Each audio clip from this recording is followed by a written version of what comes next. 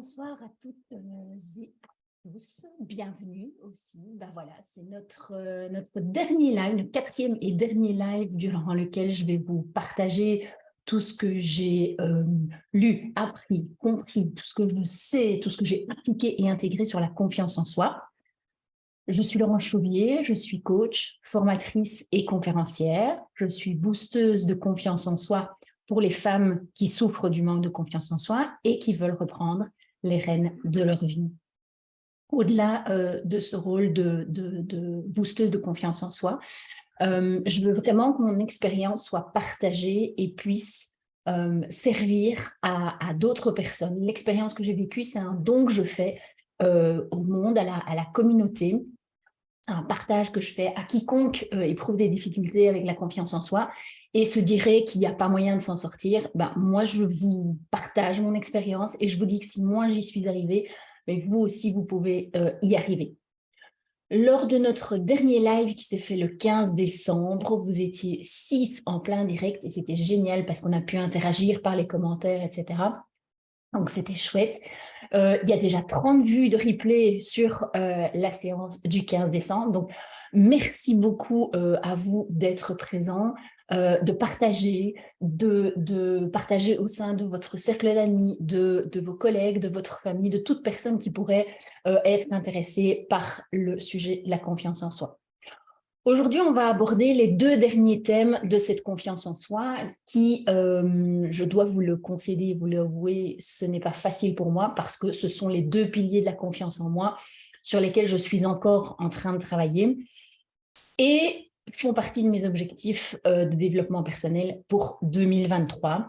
C'est l'amour de soi et l'image de soi. Et à la fin de cette conférence, vous en connaîtrez un petit peu plus sur d'où vient cet amour et cette image de soi, comment ça se construit ou ça se déconstruit, comment on peut la revaloriser, comment on peut guérir, et aussi certaines populations qui seraient plus touchées par l'image de soi. Ce sont soit des cas vécus, soit des cas qui me sont rapportés. Donc, j'ai reçu une trentaine de questions pour la séance d'aujourd'hui, auxquelles je vais répondre et je vais fluidifier et rendre le discours accessible.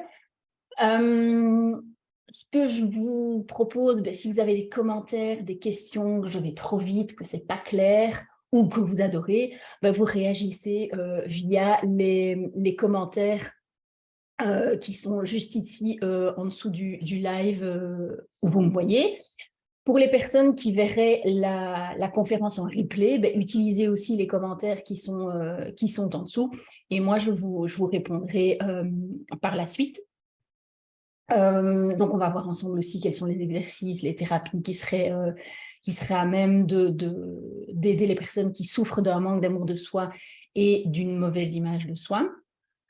En fin de live, alors, malgré les 30 questions, je pense que ça va nous prendre 1 heure, mais n'hésitez pas à noter vos questions, soit peut-être que j'y répondrai au sein de la conférence, soit si je n'y réponds pas au sein de la conférence, je prends quelques minutes en plus à la fin pour pouvoir répondre. Donc voilà. Donc, poser le cadre de cette conférence comme ça, moi, je sais que tout est fait, tout est dit, et puis je peux aller dans mon sujet d'expertise de prédilection. Donc, je vous ai dit pour les commentaires, poser des questions, faire des petites des interactions. N'hésitez pas aussi, et sentez-vous libre de vous abonner à ma page Facebook, à ma chaîne YouTube, de liker ou de partager. Moi, ça m'aide aussi à m'améliorer, à me remettre en question, à savoir si ce sont des sujets qui vous intéressent ou pas. Donc, ça c'est fait. Je vais prendre une bonne respiration et rentrer dans le sujet à phare aujourd'hui. Je regarde si s'il y a des choses. Non. OK. Donc, alors, on va commencer par l'amour de soi. Et ce que je voudrais vous dire, en fait, c'est que s'aimer soi-même, ça ne va pas de soi. Et on va voir pourquoi ça ne va pas de soi. Il y a notre éducation, il y a la société. Donc, voilà, on verra. Par contre, ce qui est hyper important à comprendre, c'est que l'amour de soi, ça a un lien avec soi, mais la conséquence est aussi le lien qu'on va entretenir avec les autres, le rapport qu'on va avoir aux autres. Et notre image, elle est fondamentale pour la construction de notre comportement, pour la construction de qui nous sommes. Et donc, en quoi l'amour de soi est important? En fait, quand on s'aime soi, on a comment je vais dire, un rapport beaucoup plus équilibré à soi et aux autres. Et moi, me vient une question, une réflexion, et qui peut être comment je vais dire, une leçon de vie, je vais dire, c'est comment est-il possible de ne pas s'aimer et d'aimer les autres? Alors peut-être est-ce une croyance, peut-être, c'est possible, mais moi je me dis, si je m'aime, je sais aimer les autres. Voilà. C'est un peu ce que je crois. Et comme je vous l'ai dit en introduction, l'amour de moi a et est toujours un problème. C'est comme l'image de moi qu'on va voir après. C'est toujours un problème. Et je pense que je suis plus avancée sur l'amour de moi-même parce que j'ai déjà travaillé là-dessus pendant 2 ans. Mais il y a encore des petits réglages à faire.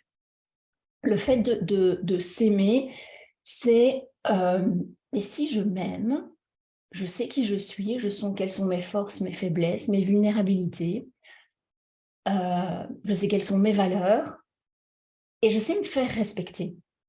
Donc, si je sais faire en sorte que les autres me respectent et avoir du respect pour moi-même, je serai plus à même aussi de respecter l'autre. Ça, c'est aussi pas vraiment une conclusion que je tire, mais ce que j'observe en fait dans la vie de tous les jours. C'est évidemment avoir une bonne image de soi, c'est pouvoir se dire et croire qu'on est une bonne personne, qu'on a une valeur, qu'on a un droit d'exister. Et ça place aussi des barrières au fait qu'on pourrait vivre des situations qui sont nuisibles pour nous-mêmes ou pas intègres pour nous. Le fait aussi, c'est en s'aimant soi-même, on place aussi les barrières de possibles manipulations ou comportements dégradants envers notre propre personne. Le fait de s'aimer soi-même, c'est important parce qu'en fait, on va devenir des personnes autonomes affectivement, qui est complètement l'opposé de personnes qui sont dépendantes affectives. Donc ça, c'est vraiment un des pièges du non-amour de soi, c'est la dépendance affective. C'est qu'on va, en s'aimant soi-même, on devient je veux dire, autonome dans la gestion de ses émotions. En cas de difficulté ou quoi que ce soit, notre valeur, notre image de nous-mêmes, notre amour de nous-mêmes nous permet de surmonter les choses, nous permet aussi de croire en nos capacités et de se dire, ok, c'est possible, je pourrais trouver la solution en fait.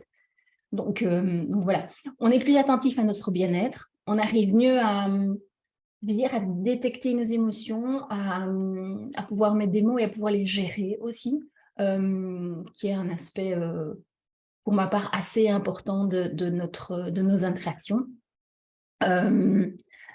Ce que je dirais aussi, c'est que l'amour de soi est important parce que pour moi, on est, et vous verrez plus tard, je reviendrai à ça, mais j'ai eu cette question de personnes qui disent « Oui, mais en fait, amour de soi, c'est quoi? C'est amour propre, c'est pas du narcissisme, c'est pas de l'égocentrisme, c'est pas de la vanité ou quoi. » Donc, je reviendrai à toutes ces définitions-là, mais pour moi, je dirais qu'un synonyme d'amour propre, c'est du narcissisme sain. Le narcissisme sain, par lequel on retrouve la capacité de s'aimer soi-même. Et donc, vous verrez plus loin dans la conférence ce qu'est le narcissisme pas sain, le narcissisme pur et dur. Le fait de s'aimer soi-même aussi nous apporte une certaine sécurité intérieure affective, qui est la base de la sécurité de l'attachement. Donc, quand on est bébé, quand on est enfant ou quand on est bébé, si nos parents nous démontrent des gestes d'amour nourriciers, ben, on se sent en sécurité affective. Même chose, pardon, même chose que je dirais ici, le fait de, en tant qu'adulte, comme je pense que nous sommes ici, le fait de s'aimer soi-même va nous apporter une sécurité intérieure affective qui va nous permettre évidemment d'avoir des interactions beaucoup plus saines, je dirais.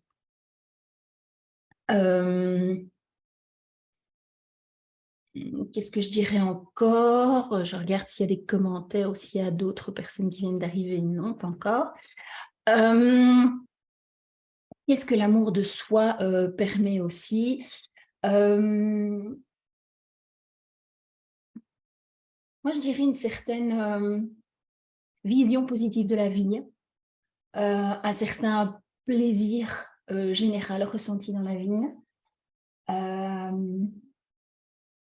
une facilité à aborder les choses.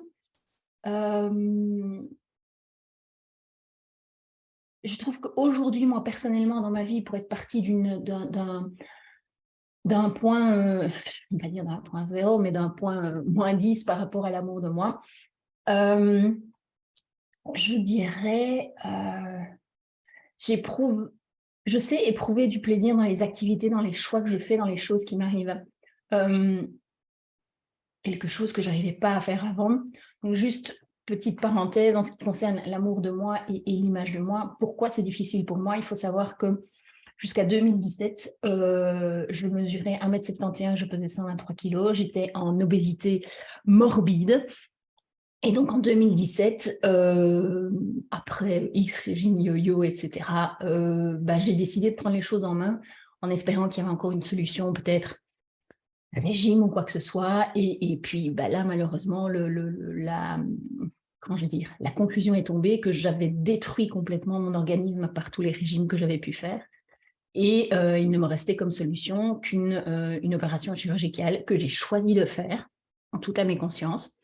Non pas par facilité, mais pour que ça m'aide, en fait. Et ça m'a totalement aidée. Et en quoi est-ce que moi, j'ai avancé sur l'amour de moi grâce, entre guillemets, à cette opération et cette perte de poids? Donc, de 130 kilos, en 2 ans, je suis passée à 66 kilos.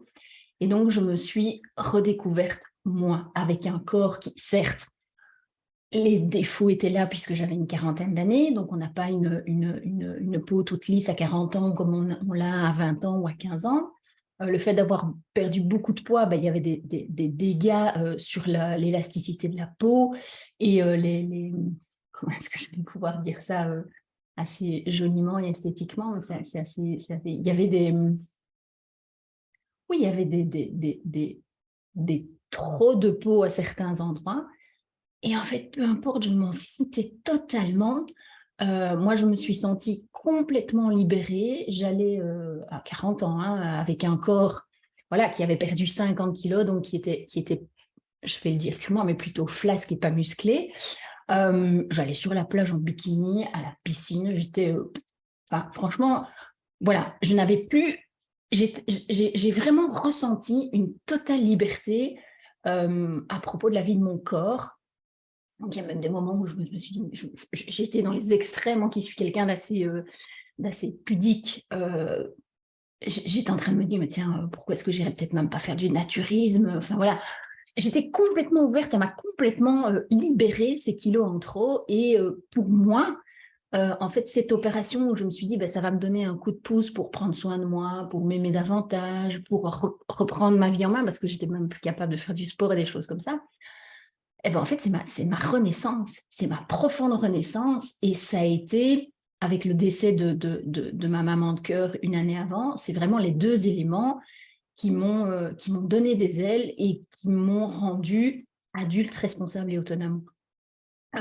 Parce qu'avant, il y avait toujours quelqu'un pour me ramasser la petite cuillère s'il y avait quelque chose qui n'allait pas ou quoi que ce soit.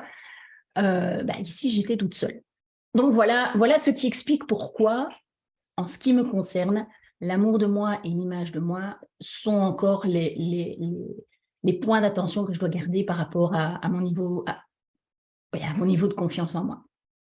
Donc, je reviens sur l'importance de l'amour de soi. L'amour de soi, c'est aussi pouvoir s'aimer tel qu'on est, avec nos forces et nos vulnérabilités, avec de l'indulgence. On ne se complaît pas dans nos forces, dans nos vulnérabilités, mais on les connaît, on est réaliste et on est au clair avec ça. Donc, voilà. Je vais dire aussi que si on s'aime, et c'est exactement ce que je viens de vous raconter par rapport à mon expérience personnelle, si on a un amour de soi qui est développé, ben nos petites imperfections, elles passent à la trappe et on ne les voit plus. Moi, c'est clairement ce que j'ai vécu après ma forte perte de poids, la peau qui était plissée ou des choses comme ça, je m'en foutais complètement, mais complètement. Alors que je suis quelqu'un d'assez... voilà, j'aime bien les choses très clean, très propres, très lisses, etc. Bah là, franchement, j'en avais mais rien à faire. Donc voilà. Un des avantages aussi de s'aimer, de s'aimer, oui, c'est le fait que on est davantage capable, dans des moments difficiles de la vie, par rapport à des critiques, par rapport à des pertes, par rapport à des épreuves de vie, à se, à se rassurer et à se réconforter soi-même, en fait. En fait, moi, je dirais, et c'est en lien avec les sessions d'autocompassion que je délivre aussi dans mon activité, mais s'aimer soi, c'est comme devenir sa meilleure amie et être la personne la plus bienveillante avec soi-même. Donc, d'office, si ma meilleure amie, quand elle est triste, quand elle a un problème, je la réconforte, je la rassure en lui disant qu'elle a toutes les compétences en elle, que ça va aller, qu'elle va trouver une solution, etc., etc. Mais je fais exactement la même chose avec moi, parce que je m'aime assez que pour pouvoir me tenir ce genre de langage. Et c'est en lien avec ce que je vous disais tout à l'heure. Si je suis capable, moi, dans les difficultés, de me dire, allez, Laurence, ouais, ok, c'est dur, c'est pas facile, mais tu vas y arriver. Tu as toutes les ressources en toi. Dors 24 heures dessus, demain matin, tu vas te lever, tu auras la solution clé en main, tu vas mettre la solution, ça va se résoudre. C'est un moment difficile à passer. Si je suis capable de faire ça à moi-même, je vais être capable de déverser cette bienveillance et cet amour envers les autres aussi. Donc voilà. Et pour moi, s'aimer soi-même, je dirais que c'est aussi la condition préalable pour... et là, j'ai l'image du couple qui vient. C'est un préalable à aimer et à être aimé véritablement. Donc, je dirais, pour moi, si je ne m'aime pas, je ne pourrais pas aimer l'autre. Et je vois au jour d'aujourd'hui, même dans ma relation de couple, le fait d'être passée par l'étape où je me suis aimée, peu importe les imperfections de mon corps, a changé totalement ma relation avec mon compagnon. Je suis beaucoup plus tendre avec lui, je suis plus douce. Bon, je le challenge et je le titille encore un peu, ça c'est clair, mais il y a beaucoup plus de tendresse. On est plutôt passé dans une phase de couple où il y a beaucoup de tendresse, il y a plus d'attention, il y a plus d'écoute profonde. Donc voilà. Alors, j'ai une question qui m'est venue aussi, qui m'a dit, oui, mais l'amour de soi, on parle souvent d'amour conditionnel ou d'amour inconditionnel. L'amour de soi, c'est quoi? C'est conditionnel, c'est inconditionnel? Mais non, l'amour de soi, c'est inconditionnel. L'amour de soi, c'est inconditionnel. Vous avez sûrement entendu parler d'expériences entre des mamans, une maman et son enfant qui vivent l'amour inconditionnel. Mais l'amour qu'on a pour soi, il est inconditionnel aussi. Si je m'aime parce que j'ai pas d'imperfection, il y a une condition. La condition, c'est si je suis parfaite, alors je m'aime. Donc, si je suis imparfaite, je ne m'aime pas. Non, non. L'amour qu'on a pour soi, c'est de l'amour inconditionnel. C'est comme je vous le disais tantôt, on s'aime soi-même avec nos talents, nos vulnérabilités, nos imperfections, nos forces. Et puis, c'est tout. Donc, oui, l'amour de soi, c'est un amour inconditionnel. Et donc, c'est vraiment s'apprécier tel qu'on est, en fait, s'aimer tel qu'on est. C'est un sentiment positif qu'on ressent envers soi. Comme je vous le disais aussi, ça détermine la relation qu'on va avoir avec les autres. Et ça détermine aussi la capacité d'affirmation qu'on va avoir dans notre relation avec les autres. Je dirais aussi l'amour de soi, oui, c'est ça. L'amour de soi, c'est typiquement, mais c'est s'aimer tel qu'on est. C'est accepter et apprécier la personne telle qu'on est. Et je veux dire, depuis l'enfance à l'adolescence, c'est nécessaire à la construction de qui on est, de notre personnalité, de notre caractère. Je vais dire, l'amour de soi, c'est aussi pouvoir prendre soin de soi qu'on soit dans une phase positive ou dans une phase un petit peu plus difficile de sa vie, peu importe les circonstances, on s'aime, on est bienveillant envers soi-même, on prend soin de soi, on se respecte. Et donc voilà. Je voudrais vous donner 2 exemples typiques. Deux exemples qu'on a déjà entendus dans la vie de tous les jours, qui démontrent en fait une manière de saper l'amour de soi. Et j'ai un exemple avec un enfant et j'ai un exemple avec des adultes. Le premier exemple, c'est un couple de parents qui est à table avec les enfants et un des enfants ne veut plus manger, etc. Chose que beaucoup de familles connaissent. Non pas parce qu'il a plus envie de manger, c'est simplement ça. Et donc, il y a les parents, et ça nous est peut-être déjà arrivé, et on l'a peut-être déjà dit à nos enfants, et c'est pas grave. Et c'est pas grave, on ne le savait pas, donc maintenant, on va y faire attention. C'est la maman ou le papa qui dit à l'enfant, mais allez, si tu m'aimes, termine ton assiette, s'il te plaît. Allez, maintenant, tu vas terminer ton assiette, fais plaisir à maman, si tu m'aimes, tu termines ton assiette.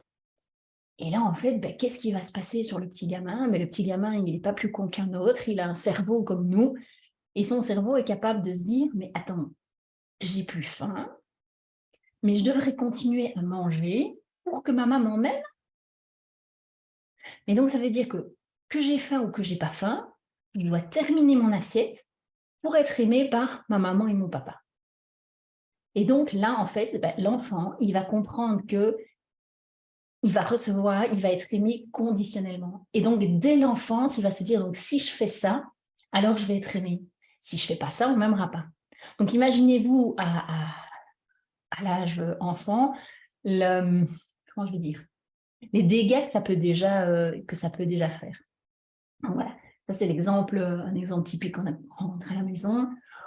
Autre exemple typique qu'on peut rencontrer, alors, c'est un exemple que j'aime pas trop parce qu'il est assez stigmatisant, mais j'en ai vécu un personnellement la semaine dernière où voilà, ça m'a fait réfléchir aussi.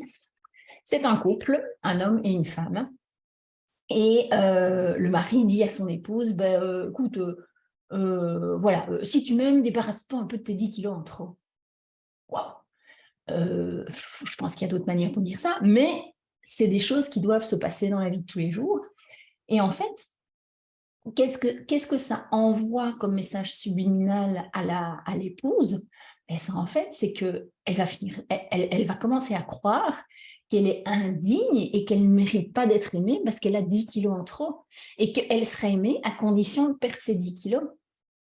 Et donc, dans sa vie future, un jour où elle sera en manque d'amour pour quoi que ce soit, mais qu'est-ce qu'en fait ça va provoquer? Le manque d'amour va provoquer une compulsion alimentaire et elle va aller bouffer, je sais pas, un paquet de biscuits, un paquet de chips, des spaghettis, enfin tout ce qu'elle va trouver sous la main et ça va créer en fait une relation de cause à effet. Pourquoi? Parce que en fait, le besoin d'amour, c'est un besoin fondamental humain, qu'on soit enfant, qu'on soit femme, qu'on soit mari, qu'on soit homme, qu'on soit adolescent.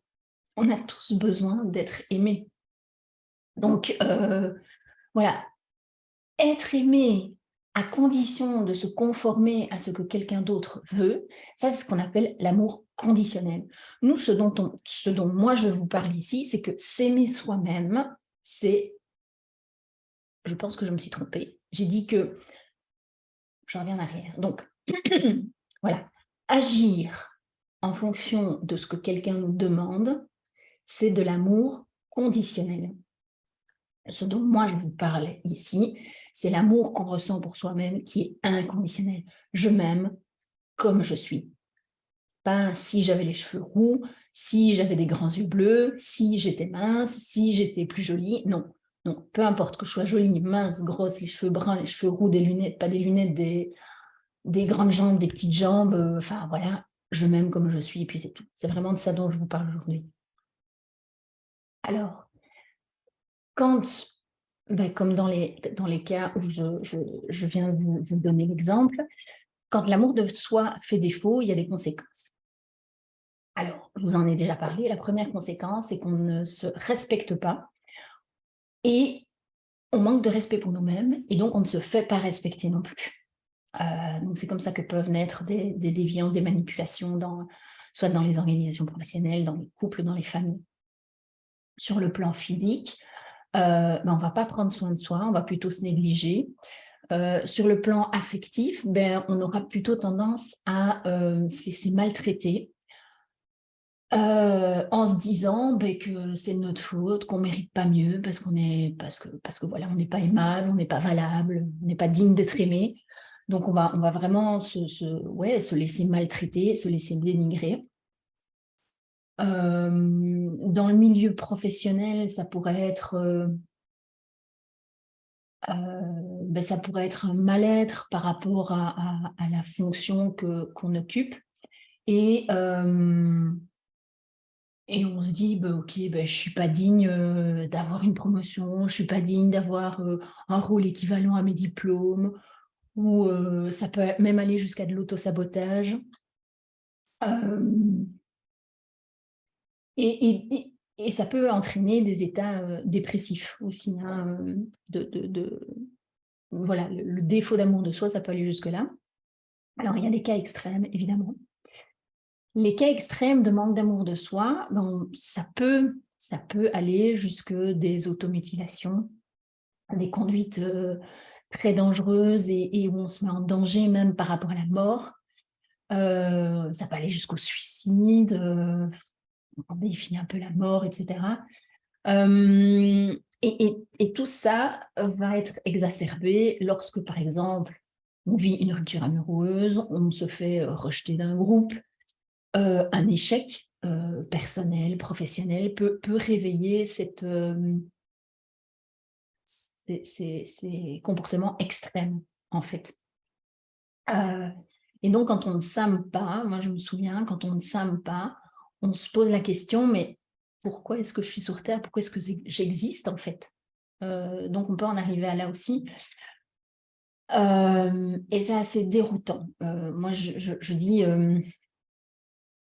je pense que j'avais énormément de courage de vivre parce que je me suis souvent posé cette question-là en me disant mais qu'est-ce que je fous sur Terre? Est-ce que je ne serais pas mieux ailleurs ou quoi que ce soit?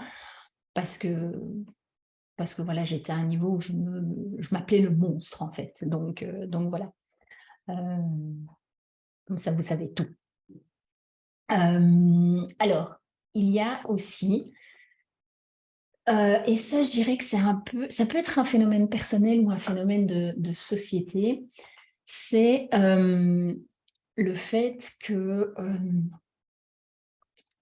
on a des attentes un peu idéalistes, dans le sens où on se dit oh ouais, quand on est petite fille en fait ou adolescente, oh, je voudrais bien être comme ça, comme ça, comme ça, comme ça, grande comme ça, fine comme ça, m'habiller comme ça, avoir ce métier-là, être dans telle tranche de la population, gagner autant ma vie, machin bidule.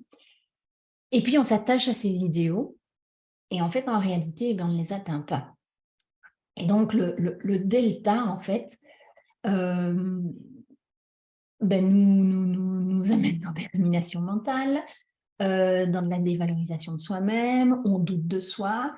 Et donc, tant qu'on ne sera pas comme l'idéal qu'on a imaginé, rêvé, pensé, on ne s'aimera pas. Et en fait, là, c'est un grand piège parce que la société, dans certaines de ces messages, nous pousse à nous imaginer idéalement, en fait. Comme le culte de la minceur, le culte de la beauté. Il fut une époque où il fallait être bronzer pour être plus jolie. Moi, je me souviens, étant petite, j'étais une enfant très, très frêle et très maigre. Et combien de fois ma grand-mère n'a pas dit, il faut faire manger cet enfant-là, on dirait une rachitique. Je n'étais pas rachitique du tout, j'étais juste une enfant frêle et maigre, mais ça ne m'empêchait pas d'être totalement épanouie, d'avoir à manger quand j'avais à manger, de pouvoir boire. Enfin, j'étais vraiment une enfant très épanouie. Donc voilà, il y a tous ces messages-là aussi qui peuvent contraindre l'amour de soi. On a parlé de la dépendance affective aussi. Donc, un manque d'amour de soi va faire en sorte qu'on va être dépendant de l'affection, des regards que l'autre nous pose sur nous pour s'aimer nous-mêmes. Donc, moi, j'ai vécu ça quand j'étais obèse. Quand les gens me regardaient, j'avais toujours l'impression qu'ils me stigmatisaient en tant que grosse, moche, etc. Alors que peut-être pas du tout. Et maintenant, je l'expérimente où quand les gens me regardent, alors je sais pas du tout expliquer le phénomène, ça, donc voilà. Quand les gens me regardent, etc., je me dis, voilà, c'est parce qu'ils me trouvent jolie, parce que je suis bien habillée et tout. Donc voilà, ça c'est un exemple perso, je n'explique absolument pas le phénomène. Si je fais de la psychologie à Dieu bal, ça voudrait dire que parce que j'ai perdu des kilos et que je m'aime mieux, j'arrive à voir le regard des autres plus positif sur moi-même, parce que sur moi-même j'ai un regard plus positif aussi. Peut-être, sans doute, mais voilà, j'ai pas élucidé ce mystère, je suis trop contente d'être plus positive et de m'aimer mieux qu'avant, donc voilà, je prends ce qui est... parfois je vais pas me gratter les cheveux pour trouver des réponses, donc voilà. Ce qu'il y a aussi, c'est quand l'amour de soi nous fait défaut, je me souviens ça, on a tendance à faire des tonnes pour attirer l'attention parce qu'on a besoin de cet amour, parce qu'on a besoin de cette attention, parce qu'on a besoin de cette reconnaissance de notre droit d'exister, d'être sur Terre, de prendre notre place, etc. Donc voilà. Je dirais que ça, c'est les grandes conséquences d'un amour de soi défaillant. Alors cet amour de soi, d'où vient-il? Quand est-ce qu'il prend naissance? Comme dans les autres conférences, il prend naissance à l'âge bébé, au stade miroir. En fait, je ne sais pas si vous connaissez un peu, mais un psychanalyste, Jacques Lacan, explique que c'est là, vers l'âge entre 16 et 20 mois, exactement 18 mois. Le stade miroir, c'est aussi, je pense, si je me souviens bien de mes études, ça doit être un stade qui a été aussi utilisé par Freud, je pense, où commence à s'élaborer l'amour de soi. Parce qu'en fait, c'est le petit enfant qui va et pouf, qui se voit dans un miroir ou qui voit son reflet sur une vitre ou quoi que ce soit et qui se dit, c'est qui ça? En fait, c'est toi. C'est toi, tu te reconnais dans le miroir. Donc là, déjà, ce premier geste d'accompagnement du parent dans l'enfant qui se voit dans la glace, oui, c'est toi, mon enfant, tu vois, c'est dans la glace, c'est toi. Là, l'enfant, le bébé se donne déjà la reconnaissance de lui-même, la reconnaissance de son image, de son existence, en fait. Et donc voilà, ça permet rien que ce petit élément-là à prendre naissance à l'amour de soi. Et un enfant qui aurait raté cette expérience de reconnaissance de son image peut évidemment avoir des terribles crises d'angoisse à l'âge adolescent ou adulte quand il va être confronté à son image de soi ou quand la glace va lui renvoyer son miroir. Moi, je sais que, obèse, par exemple, il n'y avait des miroirs dans ma maison qu'à partir du visage, parce que la seule partie de mon corps que je trouvais jolie, c'était mon visage. Et encore. Quand je vois les photos avant-après, je me dis waouh. Mais voilà, maintenant, il y a des glaces, je crois qu'il y en a une, deux, il y en a trois ou quatre. Et je dois dire que le matin, je prends plaisir à me voir dans la glace. Et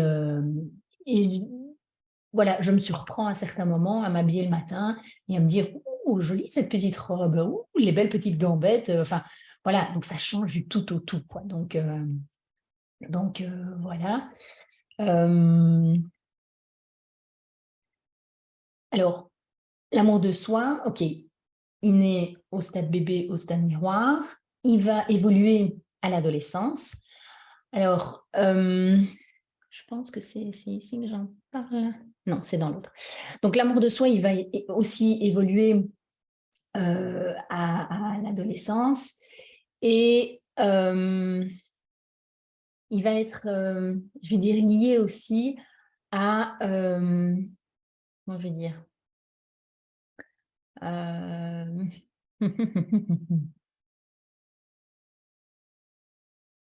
est-ce que je pourrais expliquer ça?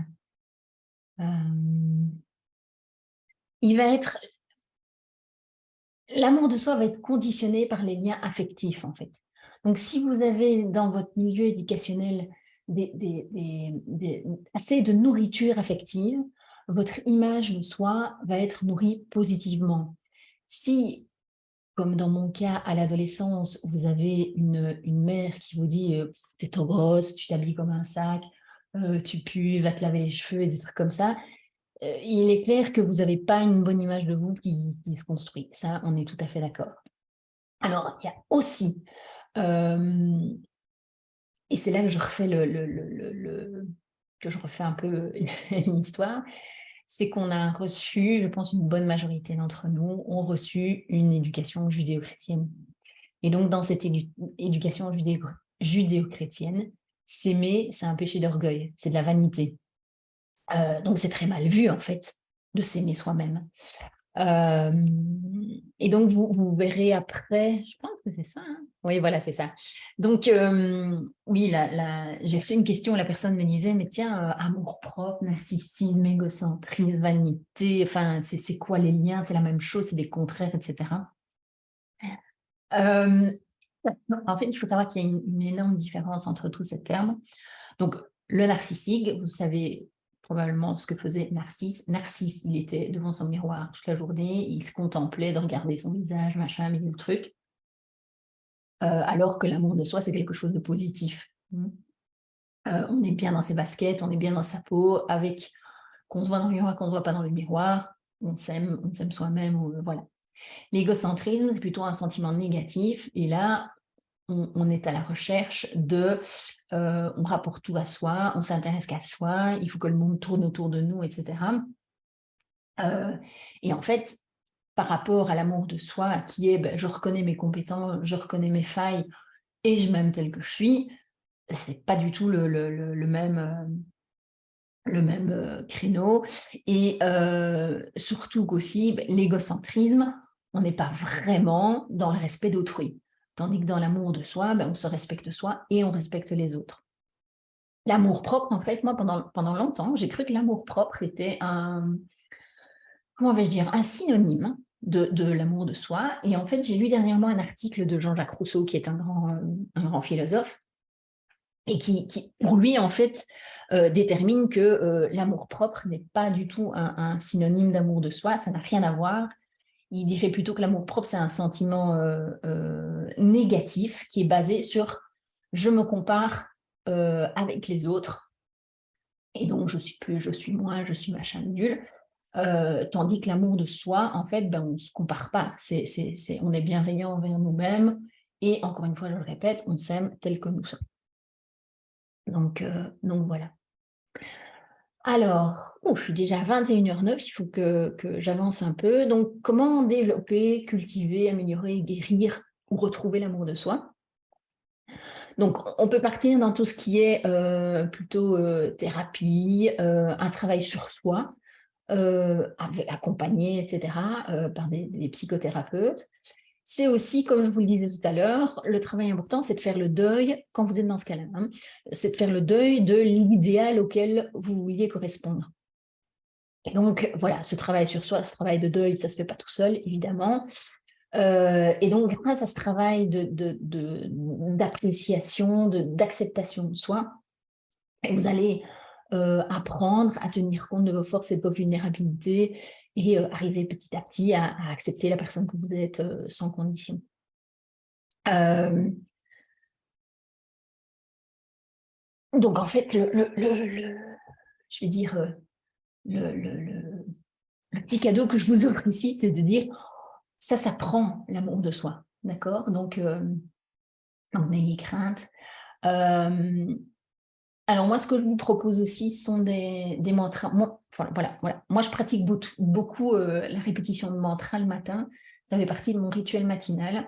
Et ici, j'ai un mantra que je peux vous donner en 3 versions. C'est se répéter tous les matins ou autant de fois que vous le voulez. C'est un petit défi que je vous lance d'ailleurs. Voilà. Votre premier défi de l'année, c'est pendant jusqu'à fin janvier, vous répétez au minimum une fois par jour, je m'aime parce que je suis quelqu'un qui le mérite. D'accord? Donc, je m'aime parce que je suis quelqu'un qui le mérite. Alors, moi, j'ai une variante à ce mantra qui est parce que je le vaux bien. Vous savez, la pub L'Oréal, son slogan, c'était parce que je le vaux bien. Ben voilà, moi, j'ai tourné ce mantra en petite rigolerie. Et si je me souviens bien, quand je suis allée au Canada, c'était parce que je le mérite bien. Donc, voilà. Donc, je m'aime parce que je suis quelqu'un qui le mérite. Ça va? Et vous répétez ça au minimum une fois par jour jusqu'au 31 janvier. Voilà. Euh, donc, il y a aussi des petits... Voilà, arrêter par exemple, s'autocritiquer, être bienveillant avec soi-même, devenir son meilleur ami. Ça, c'est ce que je travaille en autocompassion. Donc, si vous êtes intéressé par des séances d'autocompassion, n'hésitez pas à prendre contact avec moi, je vous enverrai les détails. Offrez-vous du bonheur, donc prenez du temps pour vous, faites des activités qui vous font plaisir, faites-vous confiance, il n'y a que vous qui sachiez le mieux ce qui est bon pour vous. S'accepter tel que vous êtes, évidemment. Et alors, ce que je fais aussi dans mon programme Boost ta confiance en soi, c'est que je dédie toute une matinée à la connaissance de soi. Donc, plus vous allez mieux vous connaître et mieux vous serez capable de vous aimer tel que vous êtes, en fait. D'accord? Alors, vous pouvez essayer aussi de l'hypnose. J'ai vu aussi qu'il y avait des retraites d'amour de soi. Donc, vous tapez sur Google retraite amour de soi, vous trouvez un organisme qui vous convient et voilà. Les méditations d'amour de soi, vous en trouvez à volo sur YouTube ou d'autres plateformes. Et alors oui, quelque chose que je voudrais partager avec vous, que j'ai expérimenté aussi lors de ma transformation physique, c'est la sagesse ancestrale hawaïenne qui s'appelle l'Ho'oponopono. Et en fait, l'Ho'oponopono va vous permettre en fait de nettoyer les filtres que vous avez et qui brouillent un peu votre perception d'eux-mêmes. Donc moi, j'ai trouvé le petit cahier d'exercices pour pratiquer l'Ho'oponopono. Ça coûte 7 euros à la FNAC. Enfin voilà, vous trouvez ça, ou même sur Amazon, vous pourrez peut-être le trouver moins cher. Donc c'est un petit livret, voilà, d'exercices. Vous avez des petits exercices à faire. C'est pas mal fichu, c'est assez comique, c'est drôle, et c'est marrant, et voilà. Donc voilà. Bah oui, apprendre à dire non et poser ses limites. Et alors, ce que je trouve aussi important, mais ça, je pense que c'est intéressant à faire avec un accompagnement, c'est se reconnecter à son enfant intérieur pour aller le questionner, pour identifier les causes profondes du manque d'amour de soi, de réparer les blessures d'origine. Alors, vous avez la PNL, la PNL, le MDR et l'hypnose, oui, qui répare un peu vos pensées négatives, qui peuvent changer vos pensées, etc. Vos mémoires négatives, vos pensées négatives par des mémoires positives ou des pensées positives. Donc, voilà. Alors, des livres intéressants. Alors, pour l'amour de soi, moi, je vous conseillerais la Canadienne Louise Hay, Hay. Il y a énormément de podcasts sur YouTube. Elle a fait de super livres. C'est une personne très, très tendre, très douce comme ça. C'est super agréable. Moi, quand je vais me balader, parfois, je plug mes oreillettes et j'écoute son podcast pendant que je me balade. Ben, instinctivement, je ralentis le pas.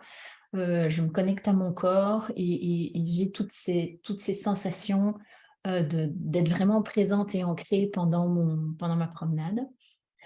Alors, un très bon auteur qui m'a été renseigné, mais je n'ai encore rien lu de cette personne, c'est Christine Berger, Christine avec un K. Donc, voilà, elle m'a été conseillée, mais je n'ai pas encore lu sur elle. Et alors, les philosophes Jean-Jacques Rousseau et Emmanuel Kant, qui ont, qui ont écrit pas mal de choses à propos de l'amour de soi. Mais ça, c'est un peu plus philosophique. C'est pour ceux qui aiment. Ça va? Donc, je vérifie s'il y a des questions, des commentaires, des réponses. Et je ne vois pas de questions et de commentaires, donc je présume que je continue et que tout va bien. Donc maintenant, on va passer à l'image de soi. Alors, il faut savoir que l'image de soi, c'est tout aussi important que l'amour de soi. Et pour moi, l'image de soi est assez liée à l'amour de soi. Et bien entendu, l'image de soi et l'amour de soi s'intègrent avec les autres composantes de la confiance en soi, qui sont l'affirmation de soi, la confiance en soi et l'estime de soi. Donc, si on a une bonne image de soi, on est confiant en soi. Notre image influe sur les opportunités que la vie nous offre. Si on a une bonne image de soi aussi, on est en adéquation avec qui on est, avec ce qu'on pense, on est authentique, on est congruent. Et donc, les opportunités de la vie, on va pouvoir les saisir, on va pouvoir en profiter et elles vont se opposer à nous, je l'ai dit, mais oui, mais c'est ça. En ayant une bonne image de soi, on se sent pleinement soi et on reflète aussi qui on est vraiment. On se sent bien dans sa peau, on est heureux, on est plutôt en harmonie avec la vie. On n'est pas « oh, la vie ne m'aime pas, oh, la vie m'envoie ceci et cela ». Non, on est plutôt assez en harmonie et positif par rapport à la vie. Une bonne image de soi. C'est le pan où moi, j'ai encore un peu, parfois un souci, mais je dirais qu'on s'auto-sabote moins. Donc, on est plus dans l'autocompassion et la bienveillance aussi. On s'implique avec beaucoup plus d'enthousiasme. On a comme une énergie positive insatiable, en fait, je trouve. C'est vraiment ça que je ressens. On jouit de toutes ces libertés, liberté d'expression, liberté d'être, liberté d'agir. On prend pleinement sa place. Je trouve qu'on est ancré dans la vie. Un des avantages, c'est qu'on attire les regards. Alors, attirer le regard parce que oui, parce qu'on est pétillant, parce qu'on est rayonnant, etc. Mais attirer le regard aussi parce que les gens se disent, mais le monde est en crise et cette personne, elle est bien dans ses baskets, elle sourit, elle est joviale. Oui, parce que si on a une bonne image de nous, si on s'affirme correctement, si on a confiance en nous, si on a de l'estime pour soi et si on s'aime, il n'y a plus rien qui nous freine en fait. On est pleinement nous-mêmes.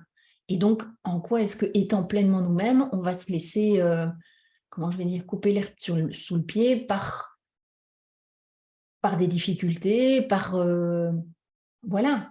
Alors, par des difficultés, tout degré de difficulté confondu. Bien entendu, si on fait un deuil, une rupture amoureuse, etc., dans la minute, on va pas être jovial, bien dans ses baskets, je m'aime, j'ai une bonne image de moi, j'ai confiance en moi, je vais retrouver un amoureux, je suis aimable, j'ai de la valeur, etc. Non, on va vivre un down, ça c'est clair, mais on aura plus de ressources pour revenir en up.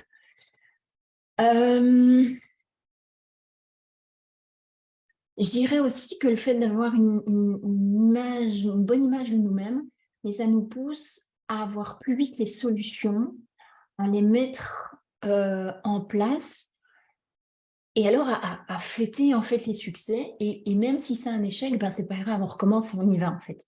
Je dirais que c'est vraiment ce mécanisme-là que moi j'ai vu se mettre en place chez moi. Par contre, quand j'avais une mauvaise image de moi, Mais comme je vous le disais tout à l'heure, autant en ayant une bonne image de soi, on vit en harmonie avec la vie, autant avec une mauvaise image de soi, on est plutôt, négatif par rapport à la vie, on voit des obstacles partout, et j'y arriverai pas, et c'est toujours sur moi que ça tombe. Enfin voilà, on n'est pas dans un mood, on est dans un mood négatif et on attire plutôt à nous tout ce qui est négatif aussi. Donc voilà, et je dirais dans le monde du travail, une bonne image de soi, ben, ça permet de prendre sa place, ça permet, comme on se sent libre de s'exprimer, mais de donner son opinion. Et dans le monde du travail, il y a encore des endroits où donner son opinion est vraiment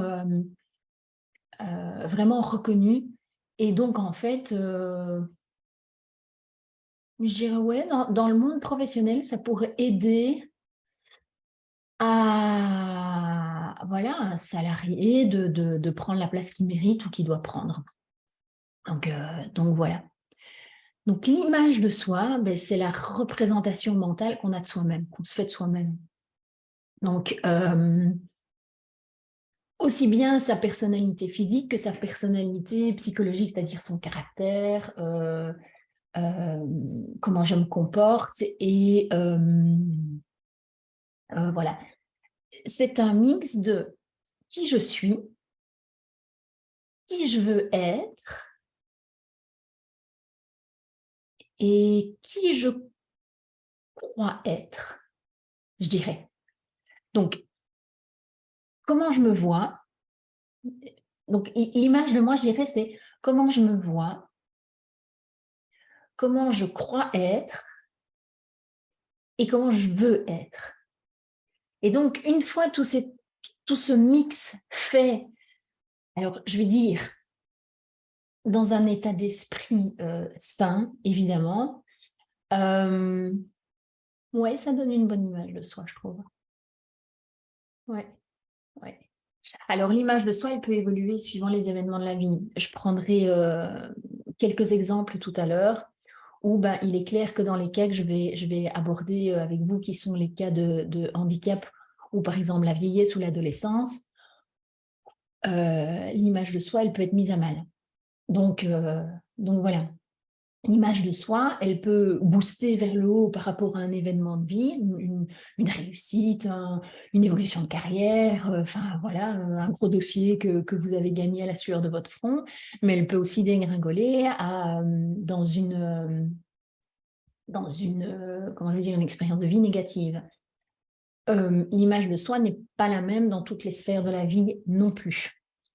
Donc voilà, on peut avoir une bonne image de soi. Moi, je l'ai vécu. On peut avoir une bonne image de soi dans le monde professionnel. Moi, c'est ce que j'avais. J'avais une bonne image de moi dans le monde professionnel, mais dans la vie de tous les jours, je n'avais pas du tout une bonne image de moi. Donc, de par là, ben, j'ai eu parfois des gens qui ne reconnaissaient pas les deux personnages que j'étais, en fait. Donc, voilà. Alors, d'où vient l'image de soi? Comme d'habitude, depuis le début de ces conférences, elle naît à l'enfance, elle se construit tout au long de l'enfance par les regards positifs que notre sphère éducationnelle nous donne, et elle va évoluer tout au long de la vie, à l'adolescence, à l'âge adulte, et on le verra tout à l'heure, la vieillesse. Les premières expériences à l'adolescence, pardon, permettent aussi d'avoir allez, cette image de soi positive grâce au regard des petites amoureuses ou des petits amoureux. Donc voilà, donc on se sent bien quand on se sent aimé, quand on se sent regardé, quand on se sent courtisé, voilà. Donc voilà. Qu'est-ce qu'on peut encore dire? Je regarde quelles sont les autres questions. Oui, alors, le revers de la médaille, c'est que parfois, on peut avoir des problèmes d'image de son corps. Donc, dans certaines maladies, des troubles de comportement alimentaire, on peut se retrouver avec des gens qui ne sont pas du tout conscients, ne sont pas du tout conscients, c'est pas ne sont pas conscients. En fait, dans les troubles de comportement alimentaire, on peut souffrir de dysmorphophobie. Dysmorphophobie, c'est qu'on ne voit pas son corps tel qu'il est. Donc, on s'imagine qu'on a des trop grosses cuisses, des trop gros seins, des trop petits bras, alors qu'en réalité, il n'y a rien d'anormal, en fait. Donc voilà. Et donc, c'est clair, quand on souffre de troubles de comportement alimentaire, on est en décalage par rapport à l'image de soi. Et donc, c'est pour ça qu'on peut tomber dans de la boulimie, de l'anorexie et des choses comme ça, qui sont plutôt liées à des troubles comportement alimentaires, mais mentaux aussi. Alors, comment est-ce qu'on aime... Oui.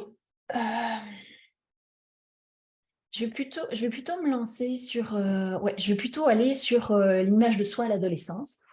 Alors, il est clair que l'image de soi à l'adolescence, c'est pas facile, parce que l'adolescence n'est pas une période facile. Et en gros, l'adolescence, c'est un moment de vie où on veut définir son identité. On veut vraiment marquer son identité. Et donc, les parents d'adolescents vont voir des adolescents qui vont passer de style à d'autres. Cheveux verts, cheveux blonds, cheveux rouges, boucles d'oreilles, pas boucles d'oreilles, piercing, pas piercing, jean basket et puis baggy ou super classe, etc. Donc, en fait, l'adolescent se cherche pendant cette période-là, il cherche son identité. Alors, je comprends que ça peut être déroutant. Déjà, la période adolescente n'est pas facile pour tout le monde, donc ça peut être déroutant. Mais donc, le meilleur conseil que j'ai à vous donner, c'est suivez-le, encadrez-le et surtout, ne le brimez pas, ne le réprimandez pas. Il cherche juste son identité. Alors, dans les respects du cadre éducationnel que vous mettez, bien entendu. Moi, je n'ai pas à vous dire quoi faire, vous êtes les meilleurs pour savoir quoi faire. Mais laissez-le chercher. L'apparence extérieure, c'est hyper important pour eux. Ils y attachent énormément d'importance. Et donc, donc je vous dirais, voilà, accompagnez-le au mieux pour qu'il puisse trouver son identité propre. Et ne vous inquiétez pas, s'il passe d'un extrême à l'autre, il teste, il fait la méthode essai-erreur.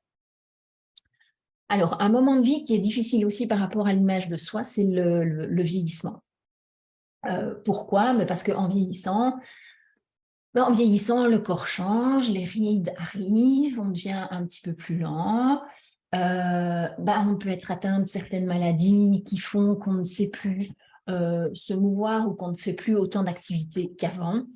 Donc, c'est difficile pour les personnes âgées. Il y a moyen de se faire accompagner, que ce soit par un psychothérapeute ou par des ergonomes pour voir comment aménager sa vie, etc. Et en fait, le travail qui se fait avec le professionnel, c'est plutôt de faire le deuil de sa jeunesse. Alors pour ça, la société n'aide pas non plus parce que elle véhicule des messages toujours jeunes, machin, bidule. En fait, non, à un moment, on deviendra tous vieux. Et donc, pour les personnes qui se font accompagner, parce que c'est un moment particulièrement difficile à passer, il y a pour certaines de ces personnes qui vont vivre ça comme une renaissance.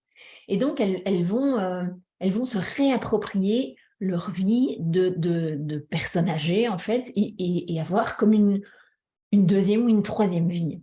Donc voilà, pour les personnes qui ont du mal avec le vieillissement, mais n'hésitez pas à vous confier à vos amis, à vos proches, demander de l'aide.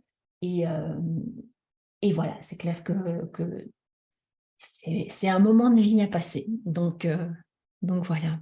Et surtout, restez bienveillant envers vous-même. Et oui, accepter le vieillissement. Pas toujours facile. Alors, c'est un sujet qui m'embête un peu, mais je trouvais... Ça m'embête parce que je me sens inconfortable. Parce que je ne l'ai pas vécu personnellement. J'ai plusieurs personnes dans ma famille, mais bon, je ne suis pas à leur place. C'est l'image de soi quand on est handicapé.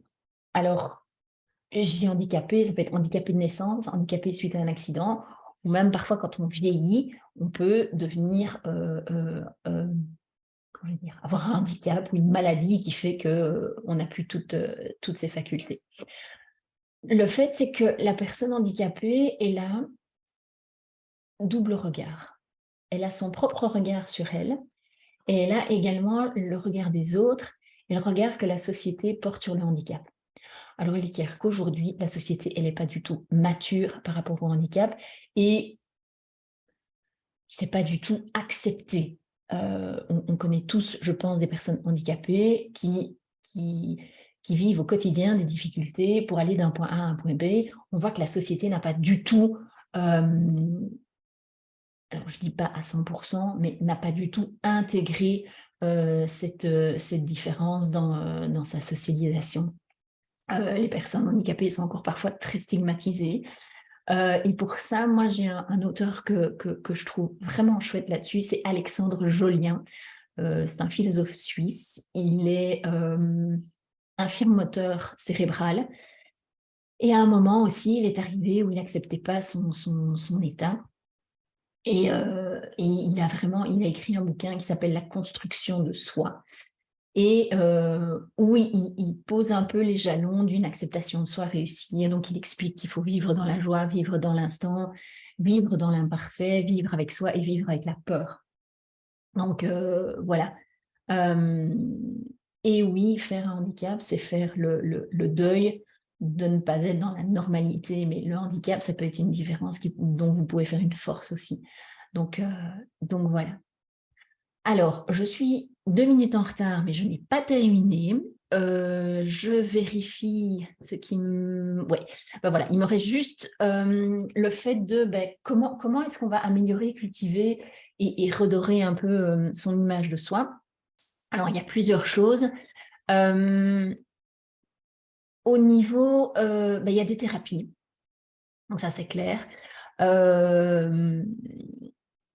Les thérapies d'acceptation de soi, de la connaissance de soi, de par votre histoire de vie et votre parcours. Alors, c'est moi un exercice que je fais dans mon parcours de formation, mais vous pouvez le faire aussi en thérapie, c'est avoir un meilleur équilibre entre vos qualités et vos défauts, parce que bien souvent, les personnes qui ont une mauvaise image d'elles voient tous leurs défauts, mais ne voient pas leurs qualités. Donc, on va partir à la recherche de vos qualités. Vous allez aussi, par contre, ça, ce qui est très chouette, c'est tout ce qui est les exercices corporels. Ça peut être de l'art-thérapie, de la danse, du yoga, des massages. Tout ça, vous allez reprendre contact avec votre enveloppe charnelle, en plus de vos qualités, etc., mais vraiment sur le corps. Vous pouvez utiliser la PNL qui fait de la reprogrammation. Qu'est-ce que je pourrais vous dire aussi? Art-thérapie, j'en ai parlé. Et alors, des exercices pratiques. Je pense notamment, alors maintenant ça se fait aussi, c'est totalement libéré entre les hommes et les femmes, mais aller chez une esthéticienne, par exemple pour vous dire comment vous maquiller, quel ton pour les fards à paupières, les hommes s'épiler les sourcils ou faire un soin des mains, s'épiler le torse et des choses comme ça. Si tout ça peut vous aider à renforcer l'image de vous-même, faites-le et allez-y. Moi, j'ai fait ça aussi, aller voir un spécialiste en relooking. Alors, attention, parce qu'il y a des spécialistes en image de soi et il y a des spécialistes en relooking. Alors, relooking, il va vous relooker, mais il ne va peut-être pas vous dire les tenants et les aboutissants, ce qui vous convient, ce qui ne vous convient pas, etc. Anne Goffin, qui est une personne en Belgique, qui travaille justement là-dessus, sur le conseil en image, etc. Elle va vraiment vous aider à faire un bilan au niveau maquillage, coiffure, les couleurs, les tissus qui peuvent vous mettre,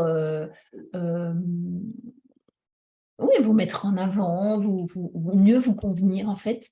Et donc, de par là, vous allez aussi faire évoluer votre manière de vous sentir dans les vêtements. Et moi, perso, après cette expérience, alors je sais que j'ai une palette de couleurs, mais quelque chose que vous aurez peut-être déjà remarqué, Moi, ma couleur, ce sont toutes les couleurs flash, donc le rose fluo, le orange fluo, des trucs comme ça, des couleurs très, très, très vivantes en fait. C'est vraiment des couleurs dans lesquelles je me sens bien. Et par contre, si je mets une couleur un peu terne, ben, je sens tout de suite que je suis plus introvertie. Donc voilà. Ça, vous pouvez faire.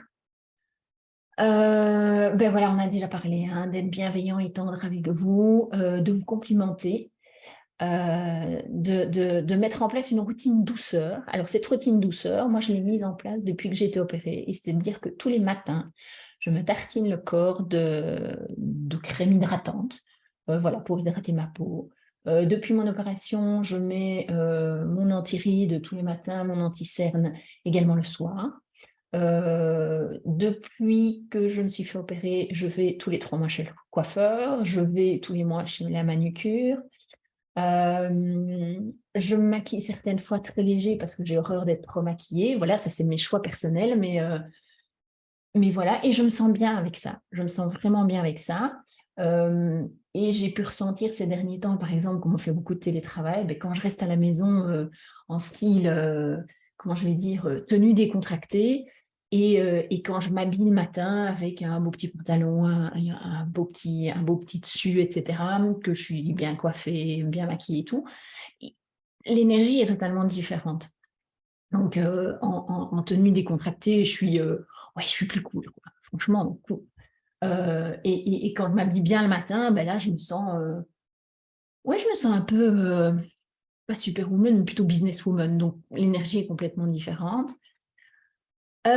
Apprendre à vous mettre en valeur, donc ça, esthéticienne, relooking, ça oui, n'hésitez pas. Moi, vous me voyez avec mes lunettes roses, bah oui, bah, mes lunettes roses, c'est ma petite marque de fabrique, c'est un petit plaisir, parce que je dois porter des lunettes, ok, mais au moins, j'ai une monture qui me plaît, qui est peps, etc.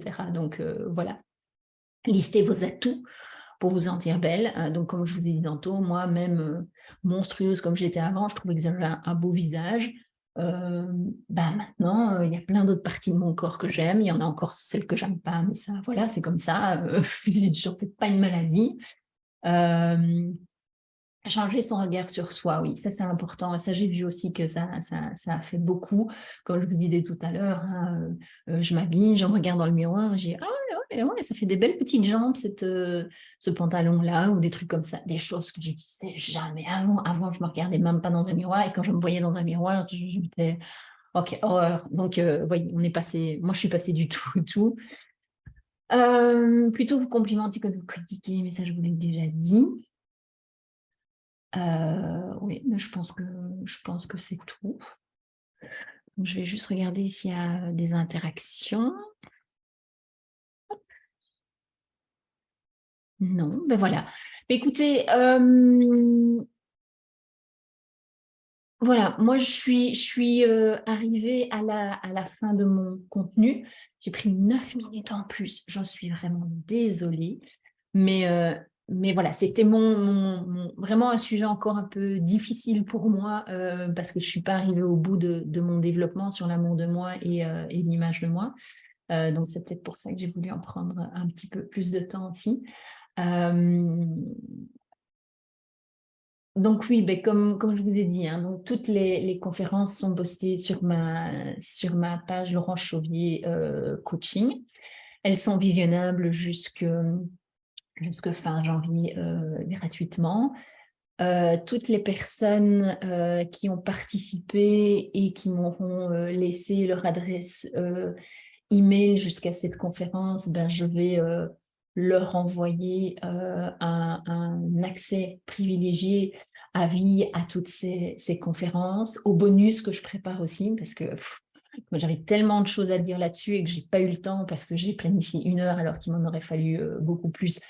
Je laisserai accès au bonus. Et sinon, toutes ces conférences et tout mon programme de formation sur la confiance en soi, où je booste votre confiance en soi pour que vous repreniez les rênes de votre vie, sera disponible à partir de janvier en présentiel, online. Il y aura des e-books. C'est vraiment des prix démocratiques parce que je sais que c'est pas facile pour l'instant et moi, une de mes valeurs est que l'argent ne doit pas nous empêcher à nous développer, à grandir, à évoluer, à être épanoui. Donc voilà, ce sera mon geste comment je vais dire, de bienveillance envers vous-même et de respect de mes valeurs. Donc là, je suis complètement authentique et ancrée avec tout ça, vous inquiétez pas. Donc, je vous souhaite de passer une excellente soirée. Je vous remercie d'avoir été avec moi encore aujourd'hui.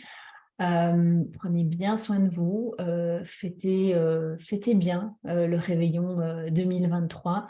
Je vous souhaite déjà une année remplie de bonheur, de succès, de confiance en vous pour que vous explosiez en 2023 et que vous vous retrouviez tel que vous êtes. Je vous fais des gros bisous.